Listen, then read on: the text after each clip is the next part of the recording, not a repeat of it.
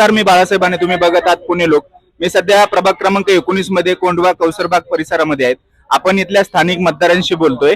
आपल्यासोबत बोलण्यासाठी इथले स्थानिक मतदार आहेत, आपण त्यांच्याशीच बोलूया. नाव काय तुमचं दादा?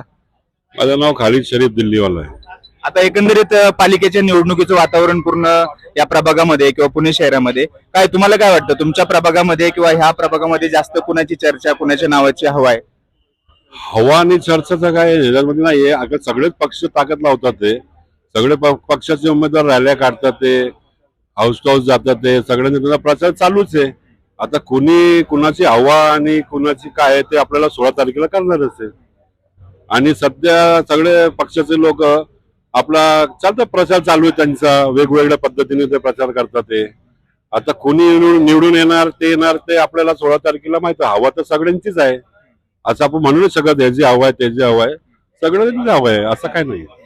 बाकी तुमची कामं होत आहेत का? प्रभागामध्ये उमेदवार कामं करतायत का? तुमच्या समस्या सुटतायत का? समस्या सुटणार का? आम्ही स्वतः समस्या सोडतो. माझे स्वतःचे प्रभागाचे पण समस्या लोक सोडवतात. ज्या लोकांना माहित आहे कोण काम करतो आणि कोण काम करत नाही.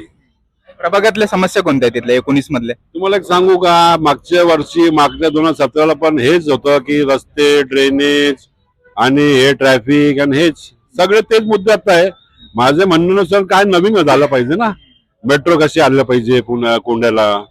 आज योग्य लोकसंख्या इथे थांबलेली आहे की लोकसंख्या बरीच लोकसंख्या झाली कोंढा भागात. तुम्ही बघितलं असेल, तुम्ही फिरत असेल आता. पण ते मेट्रोची सुविधा पाहिजे, काय नवीन पाहिजे ना. लोकांना तेच आपलं ते ड्रेनेज, तेच काय ट्रॅफिक, रस्ते, मूल सुविधा लोकांना पाहिजे हो. आता इथून कोंढ्यातून जाताना लेलो ट्रॅफिक असतो कोंढ्यामध्ये, लोकांना 2-2 तास जाते. मेट्रोची सुविधा झाली पाहिजे. काहीतरी लोकप्रतिनिधींनी नवीन काहीतरी सांगायला पाहिजे ना. 2017 पण तेच होतं, तेच मुद्दे. आणि 2000 आता काय 25-26ला पण तेच मुद्दे. काय वेगळं असलं, माझ्या हिशोबाने काय वेगळं असलं पाहिजे. पद्धतीने लोक बोलतायत, त्यांच्या समस्या सांगतायत. बघत राहा पुणे लोक. धन्यवाद.